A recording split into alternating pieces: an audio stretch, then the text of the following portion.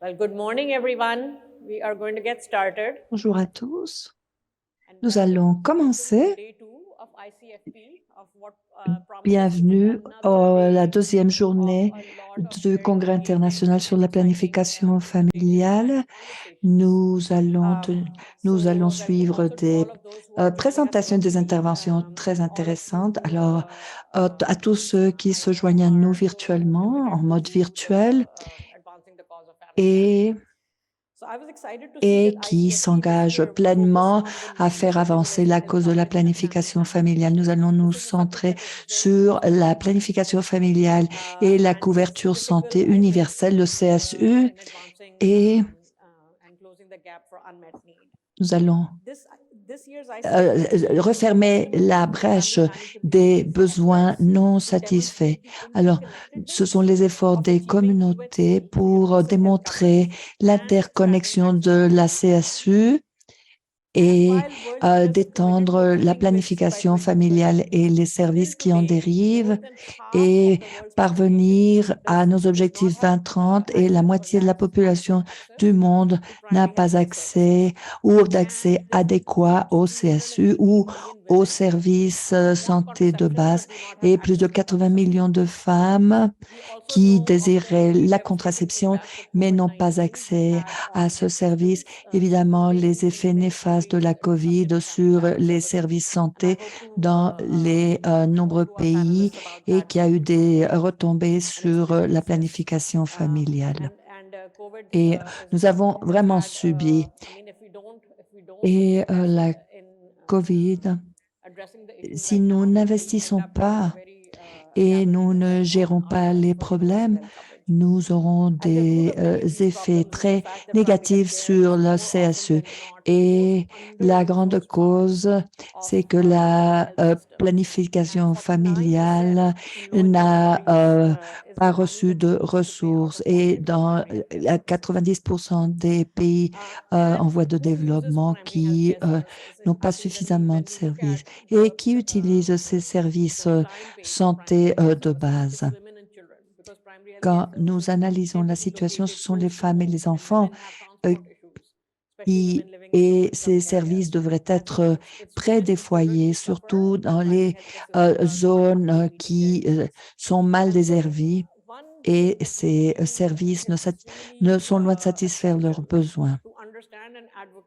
Et une situation clé pour comprendre et pour le plaidoyer, c'est que les systèmes de santé devraient satisfaire les besoins en matière de santé pour les personnes pendant toute leur vie, pour les femmes et surtout la planification familiale, la nutrition, la vaccination des enfants, la vaccination pour les personnes, etc.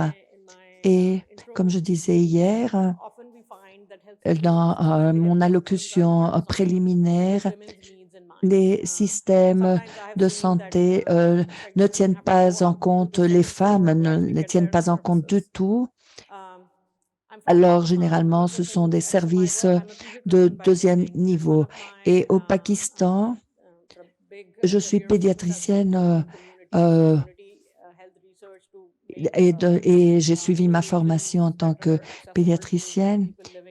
Et nous suivons les innovations qui seraient accessibles pour les personnes qui vivent dans les pays moins nantis.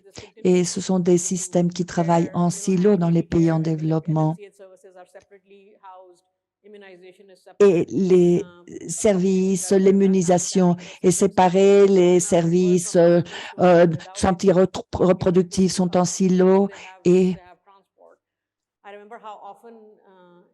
ces personnes n'ont souvent pas de système de transport pour y arriver. Les personnes nous demandent si nous avons la planification familiale dans une unité d'immunisation et on leur dit non, il faut aller ailleurs. Et bon, voici le résultat de cette situation. Alors, des services de santé de qualité pour les femmes et les enfants, il ne s'agit pas seulement de l'accès, mais il s'agit également de la qualité des services de la santé.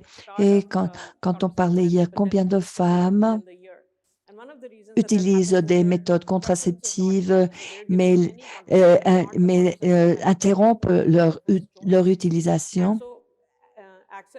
Et l'accès à avoir un choix également en matière de contraception, c'est très important. Et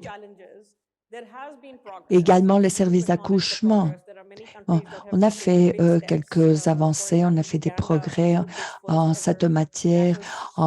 Ouganda vient d'approuver son premier modèle d'assurance santé. Le Ghana qui vient d'introduire la planification familiale dans son système national, mais il faut faire plus. Aujourd'hui, nous avons 5 panélistes avec nous qui ont plusieurs perspectives à partager avec nous et comment avoir accès à la planification familiale dans le cadre des services de santé. Et bon, ceci cible les ONG, le secteur privé, le secteur public, les gouvernements et la société civile. Et bon, je vais présenter les intervenants dans l'ordre. Le docteur Akshay Sekta a conseillé pour la planification familiale du gouvernement de l'Inde. Et nous avons Mariba et nous l'avons rencontré au Sénégal. C'est le directeur de l'unité de coordination de partenariat de Ouagadougou. Et nous avons Aureliana Adjelez Wamanza du Ghana et Dr. Klaus Runge, qui est le vice-président principal des affaires publiques et la durabilité et l'accès au marché, et le Dr. Hastowar Doyo, qui est le président de l'Agence pour la planification familiale d'Indonésie, le BKKBN. Merci d'être ici. Merci beaucoup. Alors, sans plus, je vous prie à chacun de décrire dans vos propres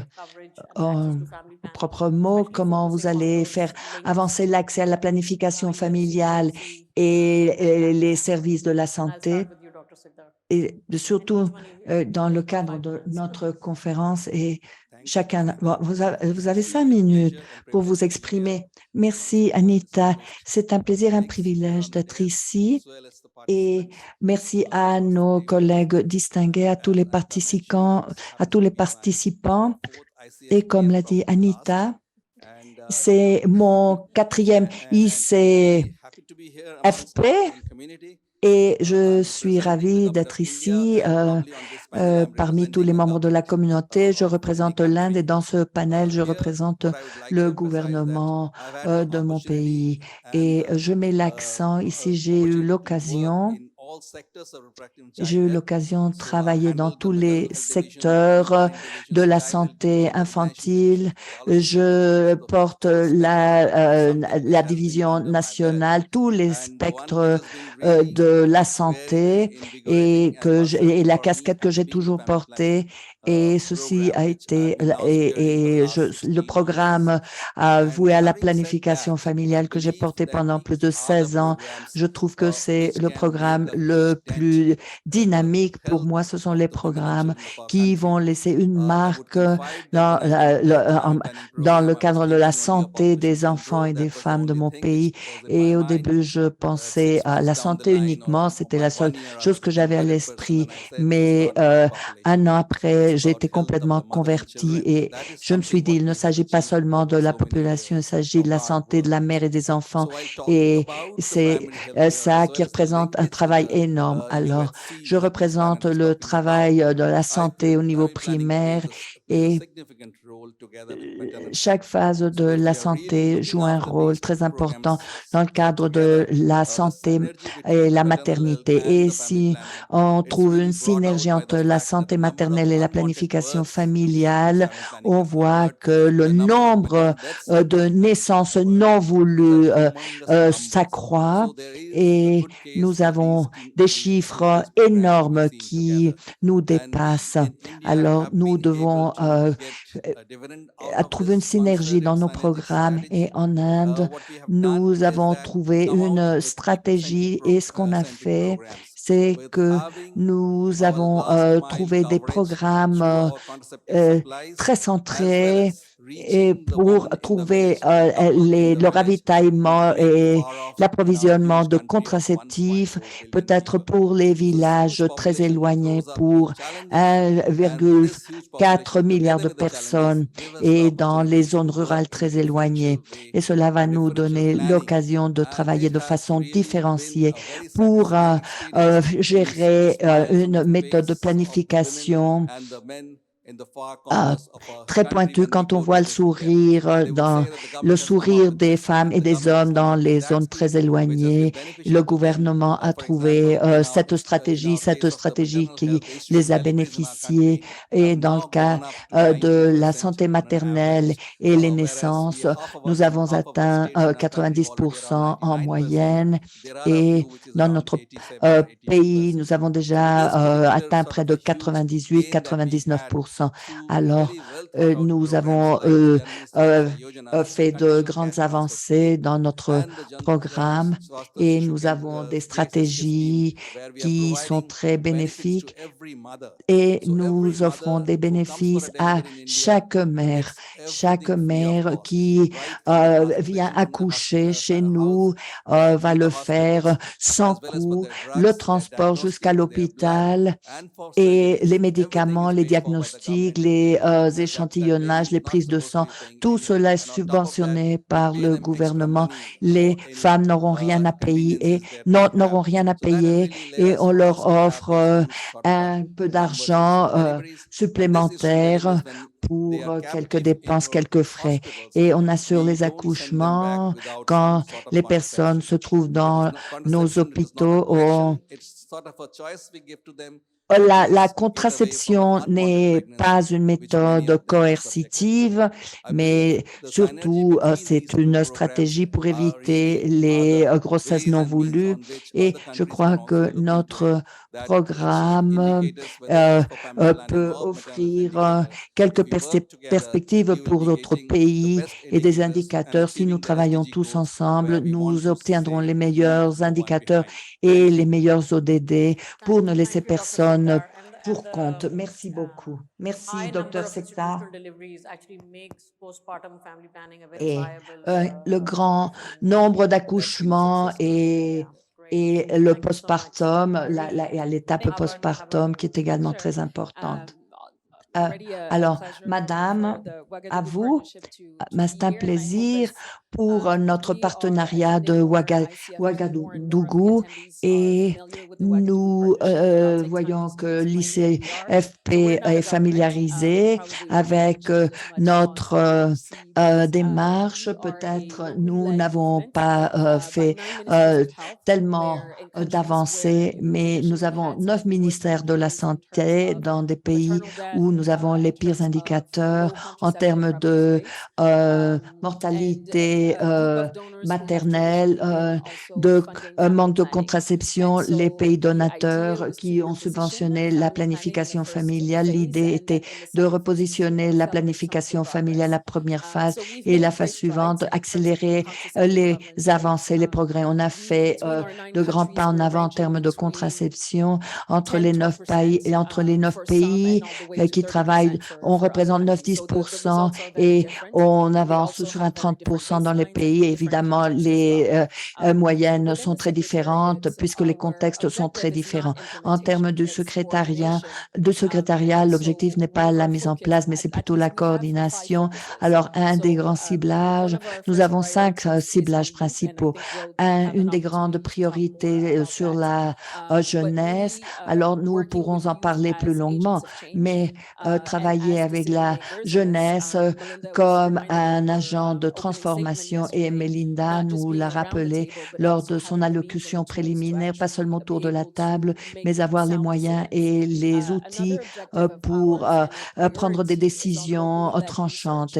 Et la priorité qui cible la recherche qui est menée par les organisations internationales qui sont très importantes dans les pays africains, et on s'assure également d'éliminer les barrières linguistiques, et nous vouons la recherche au niveau local, national pour changer et influencer les programmes de planification familiale dans toutes les régions. Un autre domaine à cibler est la planification familiale et les démarches humanitaires entre l'instabilité politique et les aléas frontaliers. Il y a des disruptions en termes de services. Alors, comment améliorer la planification familiale et s'assurer que cela fera part du forfait humanitaire, et évidemment, rester à l'arrière et rester pour compte est également une priorité pour nous et le ciblage principal en termes de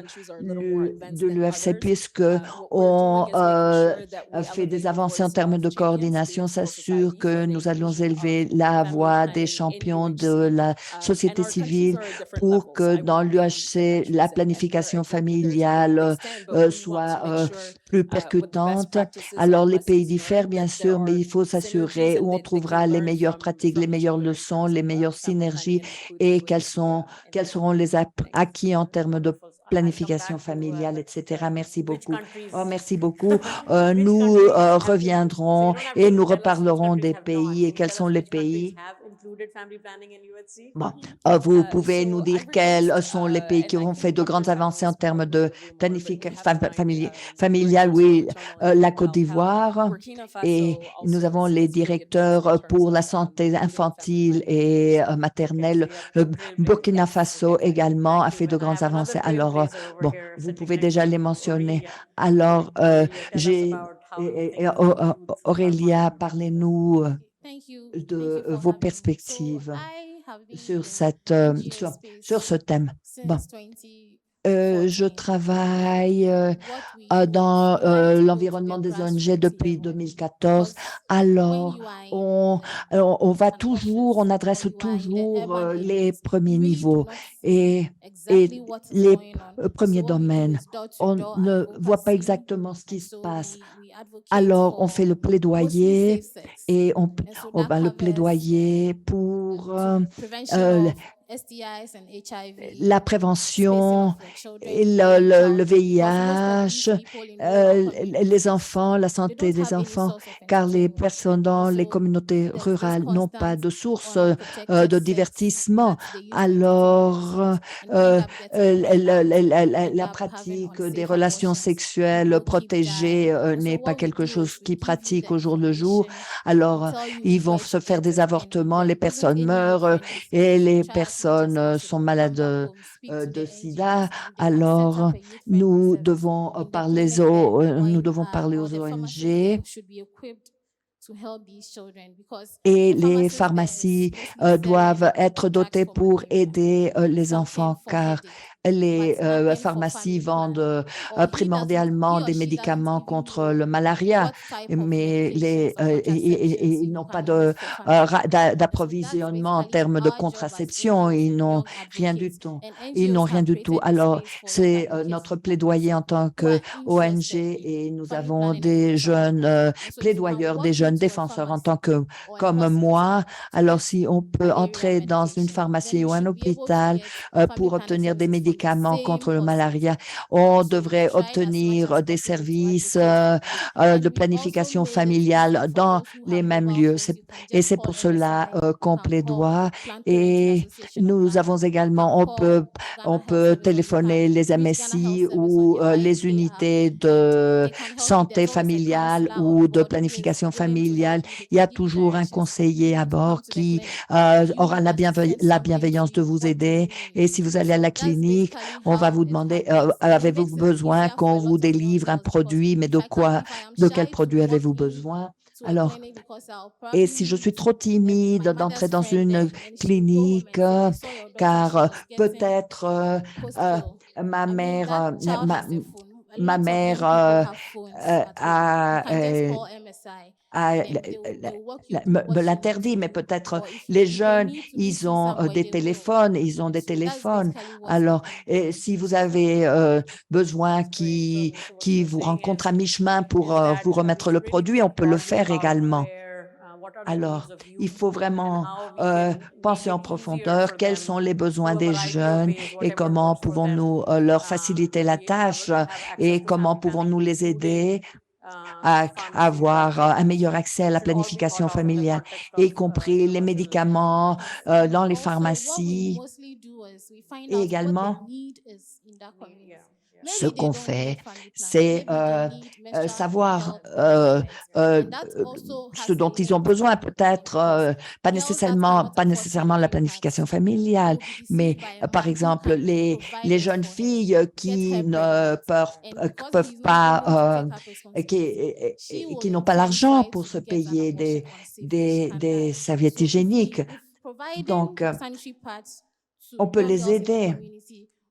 Alors, si on peut leur offrir des serviettes sanitaires, des serviettes hygiéniques, des serviettes sanitaires. Ah oui, merci beaucoup. Alors, ça c'est très important. Klaus, à vous. Merci Anita. Bon, maintenant qu'on arrive à une population de 8 milliards de personnes, 50% de la population du monde a une couverture santé. Et je m'assure avec mon équipe que tout le monde puisse avoir accès à ces produits et sans tenir compte de leurs revenus ou de leur situation sociale. Alors, si on pense au nombre de personnes que cette situation représente, alors que pouvons-nous faire à cette issue en termes de la TUSC, que la politique ne soit pas la grande barrière et que de l'UHC, merci, et on puisse introduire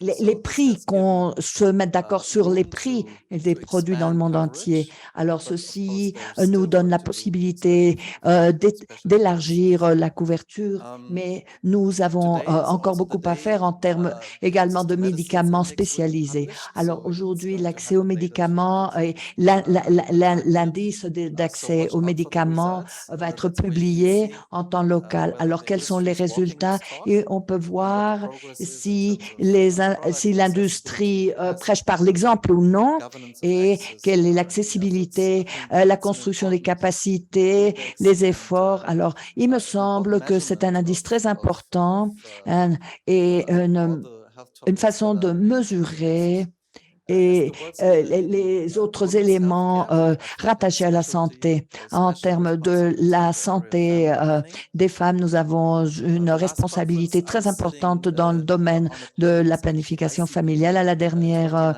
conférence de l'ICFP à Nairobi, tenue à Nairobi, nous avons partagé notre engagement d'atteindre 100 millions de femmes sur la planète et qu'elles aient accès à la contraception en 2030, suivant l'agenda. Et je dois dire que c'est un périple assez important pour nous, assez intéressant, car c'est laisser derrière nous le rôle traditionnel en tant que fournisseur, et nous devons nous joindre à l'écosystème de la planification familiale qui sera bénéfique de façon mutualisée. Et c'est une des journées les plus qui nous représente le plus de bénéfices et le plus de gains. Et en termes d'accès à la médecine, et voici un mesurement important pour les entreprises pharmaceutiques. pour obtenir, Do I hear that? pour que d'autres entreprises se joignent à nos efforts. Et ça, bien sûr que c'est important.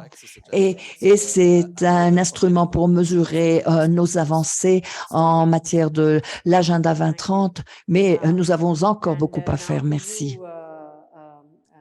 Alors, Docteur Hasto, professeur Hasto, votre perspective, votre point de vue, monsieur, qui sera très important. Je comprends que je vois par là que vous avez une présentation à faire, que vous l'avez à la main. Bonjour. Je vais vous parler de l'assurance de service rattaché à la planification familiale en Indonésie. Nous sommes maintenant membres du programme d'assurance santé nationale et nous avons une couverture de 80% des opérations. Nous avons 273 millions de personnes dans notre opération. Alors, il me semble que le programme, l'assurance santé représente une durabilité pour et nous allons réduire la mortalité maternelle.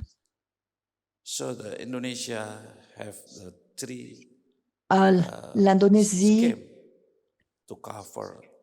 compte avec trois stratégies quant à la couverture et l'assurance. Dans un premier temps, l'assurance santé, le PPTS, notre programme national, et dans un deuxième temps, la planification familiale subventionnée par le gouvernement par le biais d'un programme spécial. Et nous allons entamer des actions et des démarches sociales, des programmes spéciaux.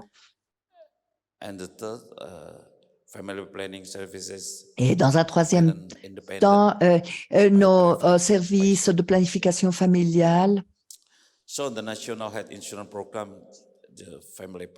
Alors, ce programme d'assurance et de services de planification familiale, évidemment, nous avons des services d'orientation, la pilule, les contraceptifs et les injections et la vasectomie et la planification familiale, les complications et les stérilets que nous offrons également. Alors, un autre programme, les services posent quelques conditions, oui, par exemple, les services de planification familiale, la vasectomie, l'utérectomie, et nous devons suivre évidemment les prescriptions médicales, les services à l'hôpital, ou la subvention des services de planification familiale et qui sont sans coût, non payants et qui ne représentent pas des coûts supplémentaires. Et la deuxième stratégie, les services de planification familiale n'inclut pas l'assurance santé, mais les contraceptifs, la contraception qui sont également tenus en compte, et les services de contraception mis en place dans les communautés et les services sociaux qui les prennent en compte. Et de plus, le programme Assurance Santé et la subvention des services de planification familiale se retrouvent dans notre programme. La subvention des services de planification familiale sont garantis sont garantis pour la population nationale et la fourniture de produits de contraception pour les couples et pour le BKKBN va et inclure les sages-femmes. Alors, la fourniture d'un budget pour mobiliser les services de planification familiale visant le long terme et la contraception et financer les coûts médicaux et tout spécialement pour les services de planification familiale qui ne sont pas couverts par le programme d'assurance santé. Ce programme a un fonds d'attribution et d'acheminement des ressources au niveau local. Et alors, la fourniture de services de planification familiale et de soins santé pour le gouvernement, au niveau du gouvernement local, les services des sages-femmes et les coûts opérationnels des services de planification familiale et les coûts de la distribution de produits de contraception. Et alors, le rôle du gouvernement est très clair. Le rôle qu'on joue au niveau des services et au niveau des districts locaux et les services des sages-femmes et les différentes pratiques de contraception en Indonésie. Merci beaucoup. Alors, on y reviendra à cette question de sage-femme dont vous nous avez parlé. Alors, très bien. Docteur Sikdar, j'ai une autre question pour vous. L'Inde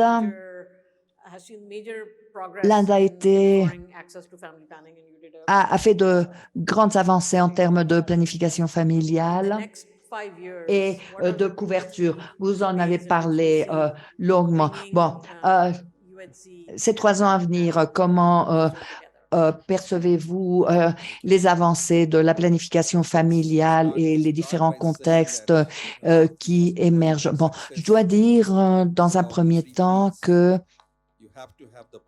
nous devons parler des 3 B, des 3 P, le propos, la passion et surtout la persévérance, les 3 P.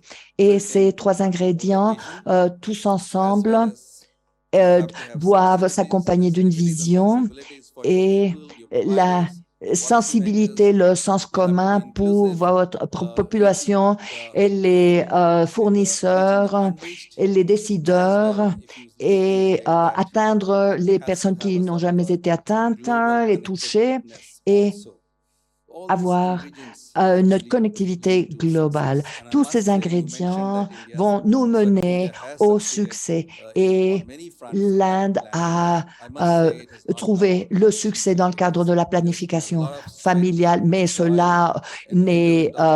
nous avons fait beaucoup de frais et nous avons vraiment subi dans notre pays et également nous avons été suffisamment intelligents pour mettre en place des politiques viables qui peuvent être mises en place, qui peuvent être répliquées et dans les différentes régions éloignées de notre pays.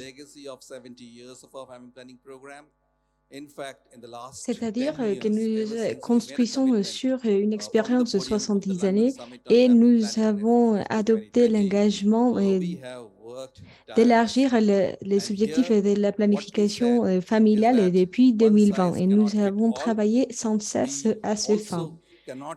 Nous avons compris qu'il n'y a pas une solution pour tous. Il n'y a pas une solution ou un programme pour un pays de 1,4 milliard de personnes.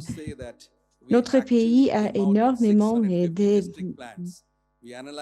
régions et nous avons développé des plans spécifiques pour chaque district pour développer des interventions spécifiques. Dès le début du programme 2020, nous avons travaillé pour élargir notre travail sur le terrain. Ce que nous avons accompli dans les 8 ou 9 dernières années c'est de diminuer la marginalisation par 2,10 et 2 millions des personnes qui n'étaient pas atteintes. Nous avons également réduit les mariages entre les enfants. Et nous avons monté l'accès de la couverture de santé chez les jeunes de 8%.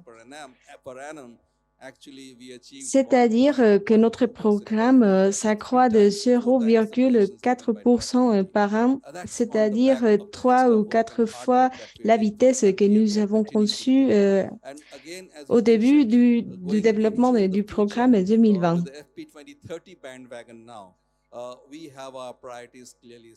Également, avec les objectifs 2030, nous nous y sommes engagés et peut-être nous sommes le seul pays qui a développé un document avec une vision claire à ces fins. Et vous pouvez le consulter sur notre site web. Et nous avons développé des volets de travail pour la société civile ainsi que pour le secteur privé. Dans notre programme national, nous avons conçu la planification familiale comme l'un des moyens pour atteindre les objectifs du programme 2030. Ceci veut dire que notre résilience réside sur notre capacité de surmonter les défis et pas de les éviter. Et je pense que nous aurons davantage d'opportunités pour en parler dans le futur. Merci beaucoup. Marie, pour revenir à ton expérience ou à votre expérience ou dans le partenariat de Ouagadougou ainsi que les objectifs 2030. Est-ce que vous avez des expériences à partager afin d'élargir la couverture santé universelle?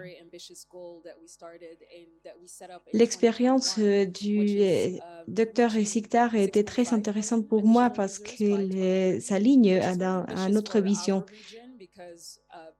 Nous avons défini des objectifs assez ambitieux pour notre région.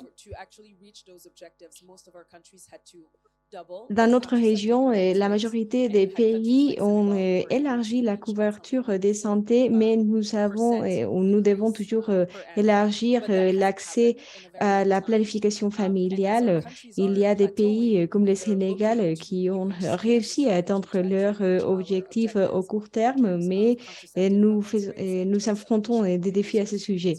Nous avons également un manque d'accès persistant à la contraception dans notre pays et donc notre vision est de développer les politiques publiques ainsi que d'y inclure la planification familiale ainsi que de faciliter l'accès aux conseils experts. La vision de notre équipe pour cette année nous permet d'avancer notre passion ainsi que notre persévérance et d'entretenir des conversations ou des débats au niveau local afin de prévoir la planification familiale dans la couverture sanitaire universelle. Et nous voulons joindre tous les experts dans les domaines de la politique publique ainsi que dans les domaines de la santé. Le contexte de notre région est similaire, mais il y a des différences locales, des gouvernements différents. Et nous devons examiner pourquoi il y a toujours des pays qui ne prévoient pas la planification familiale dans la couverture sanitaire universelle. Peut-être c'est parce qu'il y a des maladies qui représentent un poids plus lourd pour les efforts publics, mais nous devons mettre la planification familiale au centre du débat public. De cette façon, nous pourrons assurer la couverture vraiment universelle ainsi que l'accès à la planification familiale de qualité. Il me semble que dans notre réunion annuelle de 2017, le ministre de la Santé a ouvert un débat sur l'amélioration de la planification familiale dans 9 pays et la conclusion était que la planification familiale était assez basique à l'époque. Et alors que pour certains pays, la planification était une priorité, pour d'autres, elle ne l'était pas. Ce type de débat nous permet d'apprendre les uns des autres. Est-ce que vous pensez que les pays peuvent redéfinir leurs priorités vis-à-vis de la planification familiale? Oui, je pense que nos programmes d'échange fonctionnent assez bien. Mais s'il y a d'autres expériences réussies dans d'autres pays, nous serons ravis d'apprendre d'eux. Et pour nous, en tant que mouvement, il est plus facile d'entretenir des conversations en groupe pour après disséminer les informations au niveau local. Et comme je disais dans mon allocution préliminaire, nous avons aussi travaillé sur l'obtention d'informations factuelles ou inclure ces informations dans nos politiques. Donc, nous voulons partager ces informations afin que toutes les parties prenantes, soit la société civile ou le gouvernement, puissent inclure leur vision dans la politique publique. Merci beaucoup. Aurélia, vous avez parlé des possibilités de la planification familiale ainsi que des besoins et des santé des femmes et des jeunes femmes dans votre pays. Quel est le rôle des politiciens afin de parvenir aux besoins de la jeunesse? Qu'est-ce que vous pouvez nous partager à ce sujet? Les ONG travaillent assez dur pour investir des ressources pour développer les compétences des promoteurs et promotrices comme moi. Donc, il est notre responsabilité d'exiger la reddition des comptes aux politiciens et d'assurer que la politique nationale change. Pour les Ghana, notre travail cible l'inclusion de la planification familiale dans les programmes de santé publique générale, parce que de cette façon, nous pourrons assurer que la planification familiale et les services associés seront disponibles dans tous les centres de santé. Exiger que les politiciens fassent leur travail nous permettra de garantir l'accès aux services de planification familiale. Autrement, nous devons examiner pourquoi il y a des centres de santé spécifiques qui ne donnent pas accès aux services de planification familiale, bien que la planification familiale soit prévue dans la législation nationale, parce que ce n'est pas possible d'avoir accès à ces services dans un centre de santé quelconque. Mais à présent, il y a énormément de femmes qui n'y ont pas accès, même qu'elles en ont besoin. De cette façon, nous pourrons garantir notre indépendance. Ce travail, les produits des efforts qui datent depuis longtemps, et je connais personnellement que peut-être je n'aurai pas besoin des services de contraception maintenant, mais peut-être j'en aurai besoin dans le futur. Mais à présent, la planification familiale n'est pas d'accès universel. Oui, je suis d'accord avec vous. Klaus, je pense qu'il y a un événement parallèle et qui traite justement de ces sujets. Est-ce que vous pouvez en développer davantage? Oui, le poids de la pandémie est énorme au niveau global et dans différents domaines. Je ne vais pas y trop tarder, mais l'un des domaines les plus touchés, c'était celui des partenariats publics-privés qui autrement fonctionnaient assez bien. À présent, je travaille pour la continuité des PPP et pour garantir les bases qui favorisent les PPP dans les domaines de la planification familiale. En tant que compagnie, nous avons défini ce que nous appelons les principes recteurs. Nous voulons une approche systémique et fondée sur les évidences. Nous voulons également garantir la scalabilité parce que c'est justement l'un des défis les plus encombrants pour nous de répliquer nos solutions dans plusieurs lieux, y compris les projets en lien avec la planification familiale. Également, nous voulons des services qui ne dépendent pas des donations. Parce que parfois, il y a des programmes qui sont lancés à partir des donations, etc., mais leur continuité est entravée. Et finalement, nous voulons garantir la continuité et la diversification. Et nous voulons que les services puissent continuer à partir de la demande et pas à partir de l'existence d'un programme ou d'un donateur. De cette façon, nous voulons garantir la continuité des produits et des services.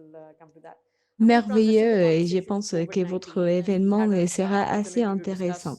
Je veux maintenant parler de la COVID-19.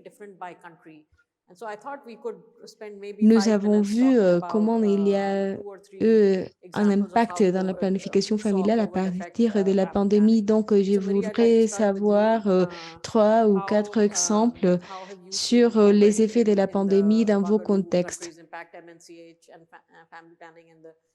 Dans les pays du partenariat de Ouagadougou, quel était l'impact de la pandémie dans le programme de la planification familiale?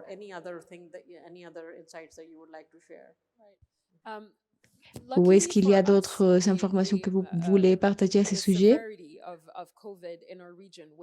Heureusement pour nous, la sévérité de la pandémie dans notre région n'était pas celle qu'on s'attendait au début.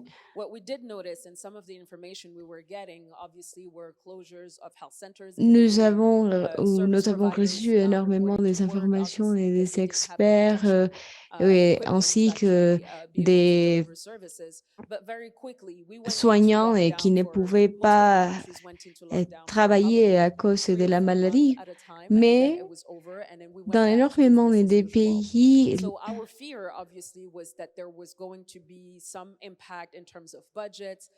les confinements étaient assez longs. Il a perduré de 3 ou 4 mois et ce n'était pas notre cas.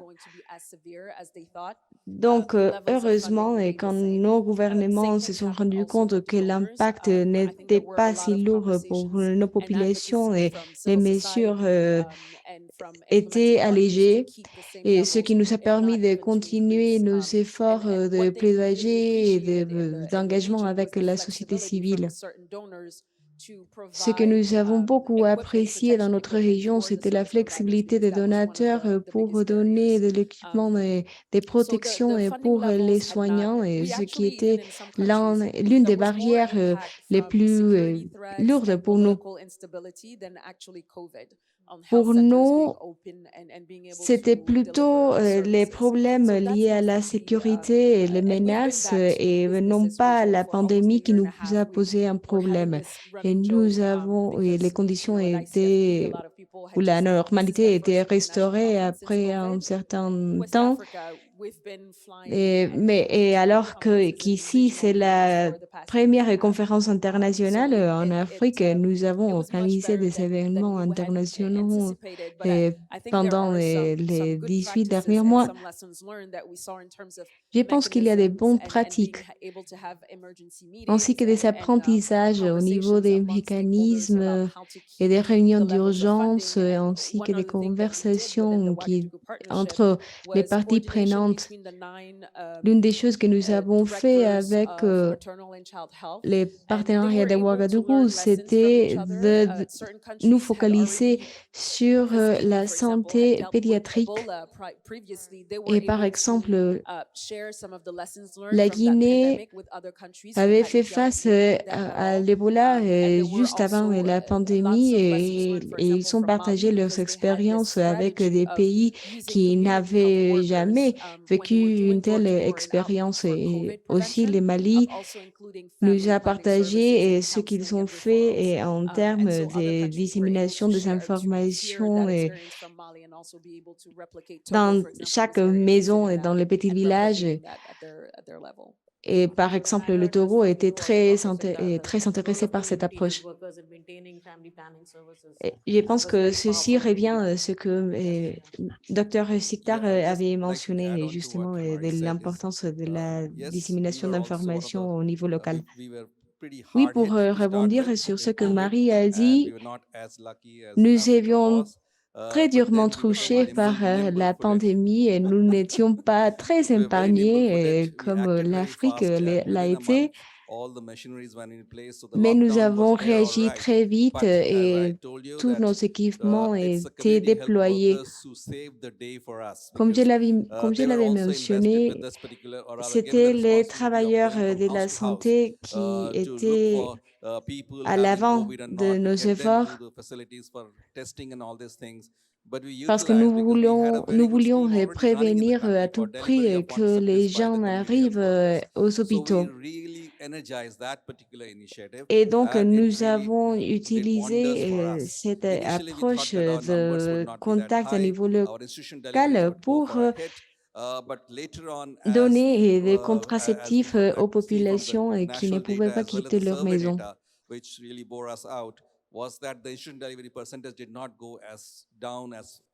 En termes des données,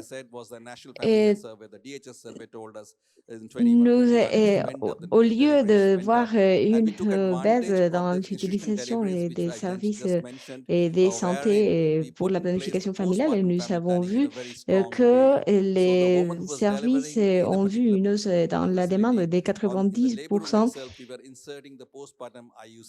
Et dans les salles d'accouchement, nous avions aussi des services spécialisés postpartum. Et les bénéficiaires ont utilisé des pilules que nous leur avons facilitées. Et la demande pour la pilule a monté de 4 ou 5 fois dans toutes les régions des Landes. Et justement, nous sommes très contents de ces résultats. Donc, nous voyons comment les choses peuvent être faites d'une manière différente et que malgré les défis, à la fin, les résultats peuvent être assez favorables. Je vous remercie. C'est juste, ceci n'est pas vraiment le sujet de ces débats, mais je pense que vous appuyez sur un point très important que comment les services de santé peuvent améliorer la situation postpartum ainsi que continuer ou poursuivre les services dans l'étape postpartum ainsi que l'accès à la contraception. Est-ce que vous Indonesia is voulez depend en on développer services by davantage pour le cas de midwifery l'Indonésie, because Dr. Asto? about 70% Oui, merci. services family planning by midwife. En So the Indonésie, government support full support 70% with des the practice of services midwife. ou des The accouchements sont government pratiqués par des facilitate provision sages-femmes. of the regulation guideline, for Les example, gouvernements for midwife, and then the government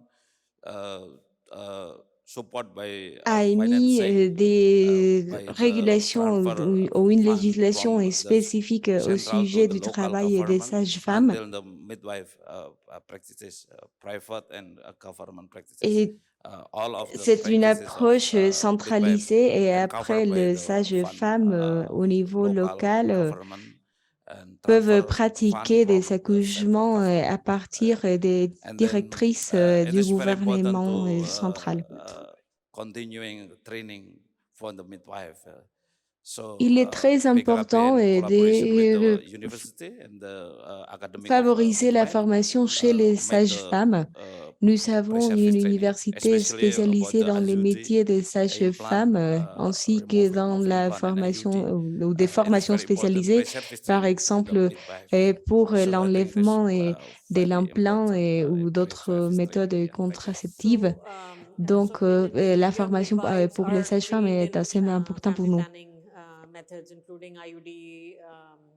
Donc, les sages-femmes sont formées dans la pratique de la contraception. Ils savent comment donner Inserting of IUD implant services included ou the comment mettre un curriculum of implant, the, etc. Oui, academic midwife. en fait, la contraception fait partie de la formation des sages-femmes à l'université. Klaus, dans la vision est une entreprise pharmaceutique. Qu'est-ce qu'il nous faut faire maintenant et au niveau de la planification familiale? Je dirais que les femmes étaient les plus touchées par la pandémie et je pense que 75% des travailleurs de santé sont des femmes. Donc, tous les soignants, les aides-soignants et d'autres travailleurs et travailleuses de santé sont des femmes. Donc, nous devons être très conscients de cette situation. Ainsi, ou également, nous avons vu des charges plus lourdes dans les foyers pour les femmes, ce qui leur empêche parfois d'avoir accès à la contraception. Parfois, les femmes ne peuvent pas visiter les centres de santé pour se procurer des contraceptifs. Par ailleurs, et les femmes ou plusieurs femmes étaient déjà en dehors de la couverture médicale et des services de planification familiale. Donc, il ne faut pas oublier cette problématique. Donc, c'était en gros un cauchemar pour le monde. Et pour notre organisation, c'était un défi énorme de faire face à ces difficultés. Et nous avons énormément réinvesti nos profits pour développer des moyens et d'élargir ou la portée de nos services. Et nous ne devons pas oublier que les commerces étaient également très lourdement touchés. Donc, j'espère qu'à la prochaine fois que nous aurons ces problèmes, nous pourrons avoir des chaînes d'approvisionnement largement plus fluides.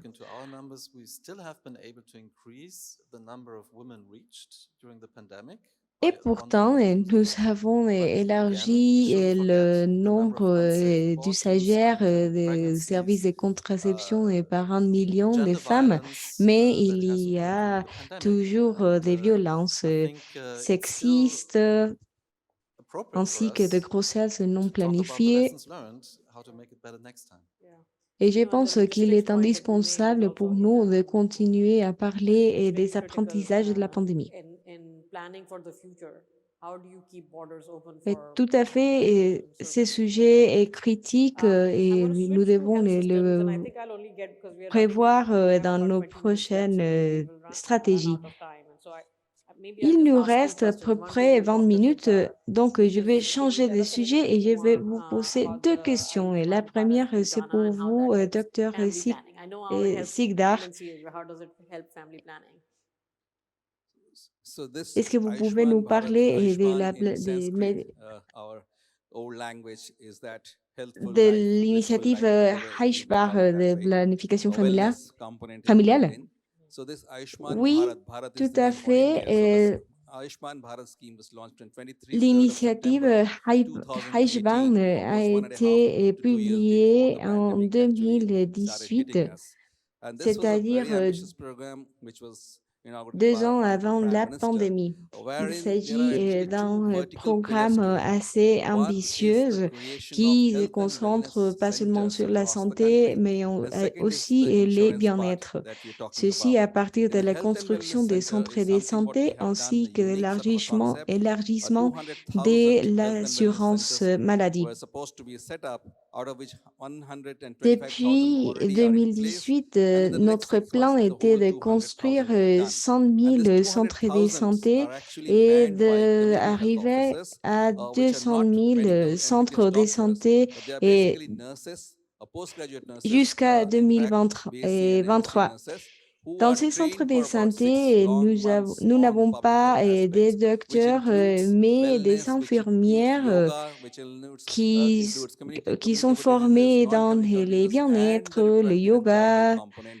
where we are des dealing with mother pratiques and children. So communautaires, comprehensively, what we are ainsi que des saying is soins this particular health and pédiatriques wellness pour les officers who bien-être will be de posted in la this health mère and wellness et de l'enfant. centers will be catering to a population of pretty Dans much ces around centres de 5,000 to santé et 10,000 de population, bien-être, around 5 or 6 villages. nous avons Basically, this réussi is going à to atteindre cover entre most of our 10 country. millions, That has entre been 10 a et success 20 story, millions et des and it is doing bénéficiaires well. dans des Second part, villages probably on lointains. which you have Il you're s'agit alluding to, and d'une probably des of more histoires interest to les the plus audience here, réussites is the de insurance scheme, notre which histoire we are calling récente. Ayushman Bharat Peut-être Pradhan vous Mantri Jan seriez Arogya Yojana. intéressé So again, it's a aussi Hindi word par in notre simple English. système It is the insurance d'assurance scheme maladie where we qui are able reprend to cover aussi un mot 500 des million people, lundis which means almost et qui nous a permis a little less than half of our population. We have around d'assurer la 1.35 billion. couverture pour 500 million 500 people are millions within the safety net de of the government of personnes, India, c'est-à-dire à and peu they près are la moitié provided de notre a coverage population. of Et ceci, $7,000 c'était per un year per effort du family, which is a gouvernement des stupendous Landes amount pour considering our country. garantir une And this couverture is de more of an 70 ATM card, 000 or rather debit dollars card. par The families can famille dans use notre this debit pays. card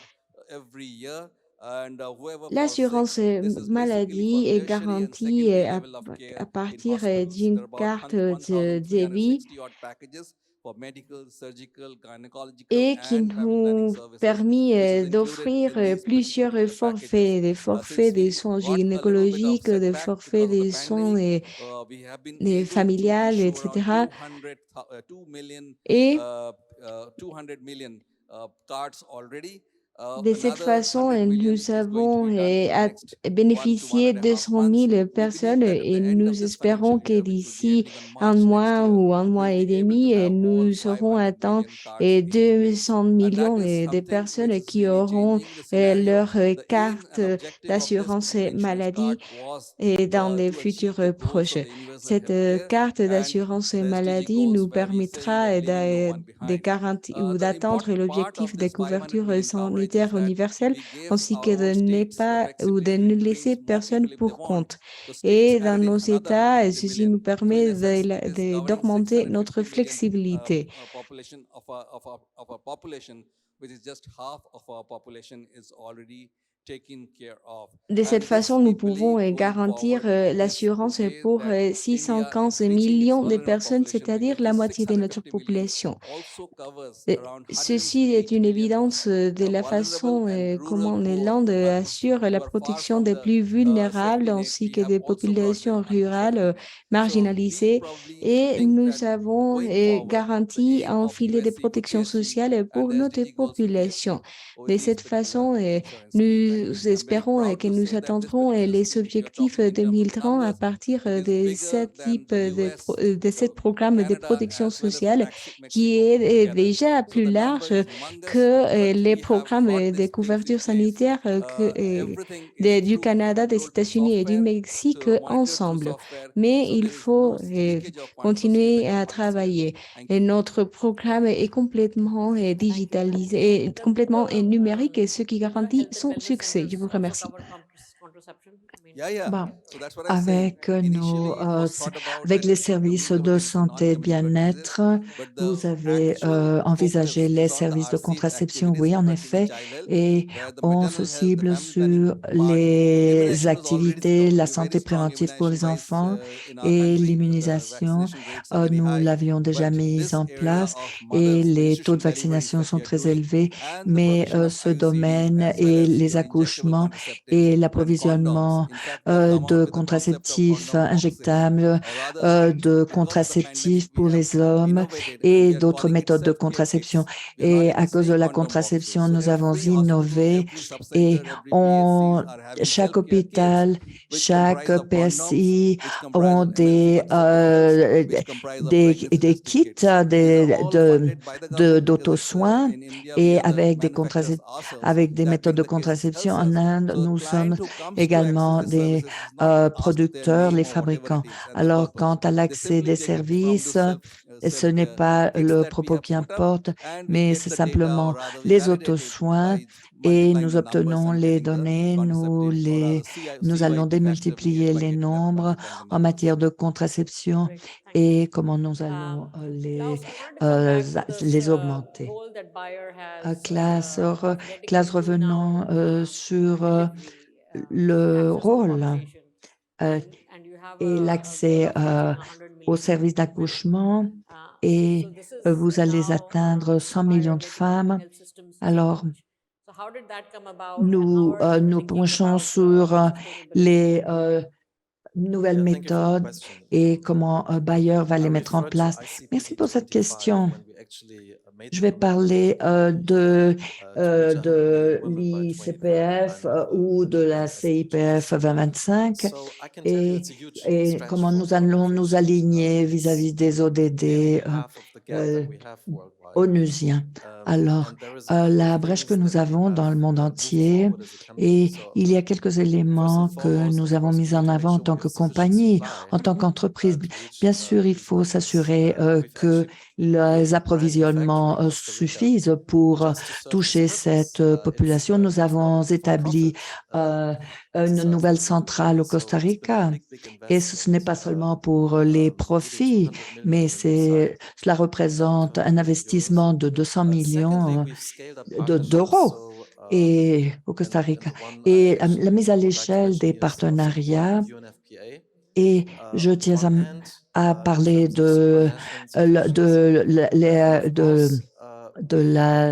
l'Agence des Nations Unies pour la population et nous avons établi des alliances avec de différentes initiatives, avec les donateurs. Alors, le partenariat augmente, les partenariats ne cessent d'augmenter. Et nous nous engageons vis-à-vis des stratégies humanitaires avec la Croix-Rouge et offrir des services aux femmes et dans une situation de crise, de guerre, etc. Et tout particulièrement, nous offrons des soutiens logistiques et la logistique est également un des grands soucis car les frais aériens deviennent vraiment coûteux. Les embarquements sont également très coûteux et cela nous préoccupe. Comment livrer les produits de l'usine aux consommateurs. Alors, comment nous allons connecter nos marques de 100 millions, tous nos employés, tous nos leaders, et comment l'encadrement va pouvoir atteindre les objectifs. Alors, en tant qu'entreprise, nous faisons vraiment du zèle pour parvenir à ces objectifs. Alors, évidemment, il y a les soins pour les femmes, c'est là où nous pouvons avoir les plus grands impacts. Quant à l'empreinte globale de notre entreprise, nous avons une connexion avec les ONG, les gouvernements dans de différents pays et les initiatives en Inde, en Indonésie et bien d'autres pays dans le monde entier. Et ces programmes sont issus de la Bayer ou non, de l'entreprise Bayer. Et, on ne la modèle pas et l'insérons dans notre fondation, non, mais plutôt directement dans notre entreprise. Cela provient de notre entreprise. Parlez-nous maintenant. Vous parliez des services SRHR. Alors, comment pouvoir activer plus d'organisations menées par les jeunes? Bon, il faut d'abord découvrir qu'est-ce qui intéresse les jeunes en termes de SHR et puis accroître les capacités et puis parler de tout ce qu'inclut la planification familiale.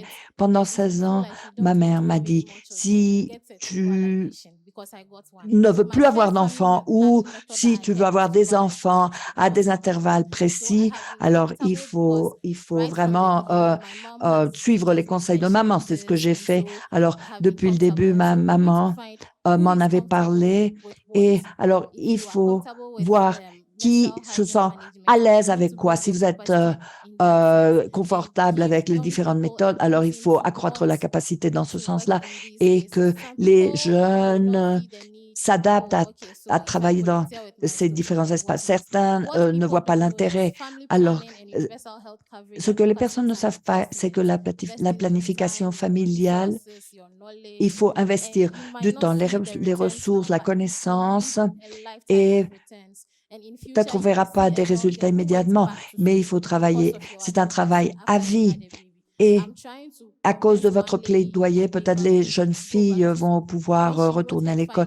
Je suis à convaincre une jeune femme dans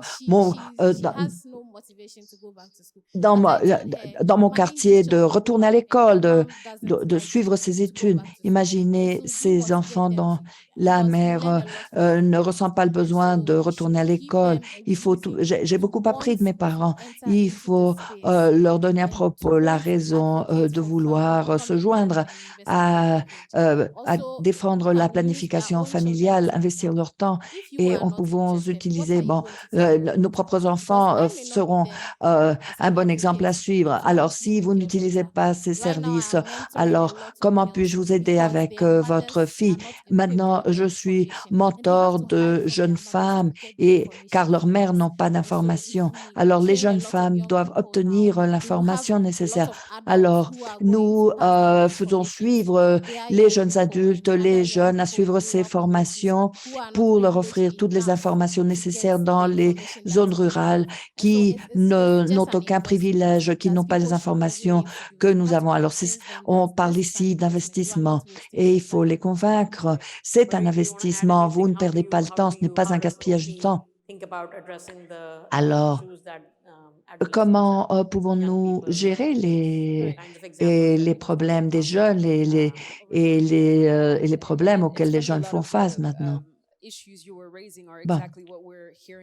Les grands problèmes dont vous avez parlé, et on les a également dans notre région. Il semble qu'on fait face maintenant à une nouvelle génération. Je ne parle pas d'une génération suivante, d'une prochaine génération, non. Et c'est cette génération. Nous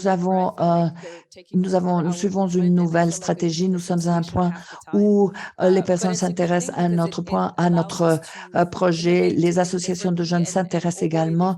Nous allons innover, nous allons penser différemment et nous dire, on est en train nous sommes sur le bon cap et maintenant nous nous ciblons sur les éléments. Nous avons maintenant mis en place des plus d'idées, et un remue-ménage, si on veut le dire ainsi, et une organisation qui va les accompagner pour atteindre leurs objectifs, pour qu'ils comprennent les thèmes, les sujets qui les intéressent, quels sont les systèmes et de planification familiale qui vont suivre. Et voici dans leur remue-ménage ceux qu'ils ont réalisé. Nous avons des stratégies très ambitieuses et quand on fait des consultations, que veulent les jeunes? Alors, nous avons commencé à cibler les grandes stratégies en termes d'accès. Oui, ils nous ont dit ce qu'ils voulaient. Mais le numéro 1, c'est l'emploi et la coordination. Que peut-elle faire pour les aider? Car bon nombre d'entre eux participent de conférence en conférence, s'éduquent, obtiennent plus de connaissances, mais ils doivent se joindre à la population active. Donc, ils doivent rejoindre d'autres domaines tout à fait différents car on les aide à trouver un emploi.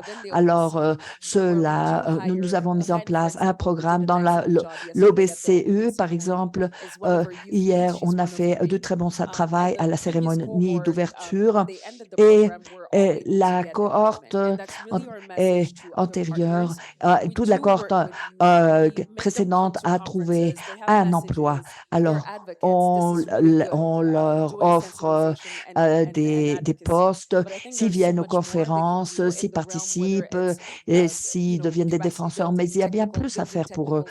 Et la construction de capacités, construire des habiletés techniques, des capacités techniques qu'ils doivent développer, mais la cohorte de parties prenantes la plus importante pour cibler les normes sociales, c'est les jeunes. Alors, c'est pour cela qu'on travaille avec eux et l'employabilité également. Et c'est un des grands messages que nous allons véhiculer pour les partenariats. Mettez l'argent dans votre bouche. Alors, il est bon de transmettre des messages, mais il est mieux de leur offrir les outils pour qu'ils soient à même de prendre des décisions. Mais même s'ils participent aux conférences, ils ne sont pas à l'aise de s'exprimer auprès d'homologues et de pairs parce que cela les intimide et ils ont besoin d'obtenir ces capacités pour s'exprimer et cela va renforcer notre mouvement et le partenariat de Ouagadougou et pour que les jeunes s'expriment et qu'ils aient des pensées toutes fraîches. Alors, partie de tout cela, c'est mettre l'argent dans votre bouche et comment l'argent va être acheminé vers les organisations de femmes et ce sont des actions transformatives en termes de genre et pour refermer la brèche et que les personnes deviennent qui puissent faire le plaidoyer. Il ne nous reste plus que quelques minutes. Alors, revenons sur le secteur privé maintenant et l'Inde. Alors, vous êtes la pharmacie pour le monde. Alors, comment est-ce que le secteur privé va jouer un rôle dans le cadre de la planification familiale et les services de la santé? Au cœur de nos programmes, que ce soit les services nationaux, le secteur privé est un des grands piliers, car ce n'est pas justement dans le domaine de la santé, mais par exemple de la santé orale. Le secteur privé nous offre 70% de ses soins santé, mais ce n'est pas seulement dans tout le pays, mais plus au niveau supérieur et mais pas en dessous où nous en avons le plus besoin. Et les services de santé de base et comment les retours des investissements, le secteur privé va toujours cibler les gains, les bénéfices. Alors, nous avons les fournisseurs et qui auront suffisamment de ressources pour ravitailler les zones éloignées. Et cela, surtout dans le domaine de la planification familiale. Qu'avons-nous fait? Bon, nous avons également fait du lobbying pour que le secteur privé s'engage. Le gouvernement va les accompagner, bien sûr, mais nous avons parlé des produits, même si nous sommes la pharmacie du monde, mais nous avons le secteur privé, nous avons les produits du secteur privé, même du gouvernement, nous avons des entreprises gouvernementales et qui fournissent près de 40% des produits, mais le reste des produits proviennent du secteur privé. Alors, nous sommes autosuffisants, je peux le dire, on n'a pas de produits à importer. Et pour la fourniture de ces produits sur le dernier 1000, bon, nous avons un budget, nous n'obtenons pas de crédit pour aucun de nos produits, nous sommes autosuffisants, comme je l'ai dit, et au cours de la pandémie, toutes les installations avant, ce n'est pas... Nous avions déjà les installations, nous avions déjà les éléments. Alors, avant la COVID, on fonctionnait assez bien. Et nous avons évidemment, la COVID nous a aidé à parvenir à nos objectifs et à bien renforcer notre chaîne d'approvisionnement. Alors, vous avez pris le leadership en termes de services accessibles pour les femmes dans le monde entier. Alors, pouvez-vous ajouter quelques commentaires là-dessus? Bon, ici, le sujet le plus important, c'est où pouvons-nous avoir un impact important, le mettre à l'échelle, que ce soit une empreinte géographique et avoir une vision claire. Où pouvons-nous faire des contributions en termes de couverture santé universelle car la santé n'est pas uniquement accessible à une élite ou à quelques-uns, mais où pouvons-nous faire les plus grands profits? Il y a une énorme population sur cette planète. Alors, je tiens à vous remercier pour vos perspectives, vos commentaires, pour le travail que vous menez. Je remercie notre public de s'être joint à ce panel ce matin. Et là-dessus, je vais clôturer la session et je vous souhaite une bonne continuation et j'ajoute et savoir que parvenir à un CSU et aux services de santé qui nous mènent à l'innovation, à l'investissement et le plaidoyer pour chacun de ces groupes représentés ici dans cette salle. Alors, je vous suis très reconnaissante du fait que vous contribuiez à cette cause. Merci beaucoup. La session est levée.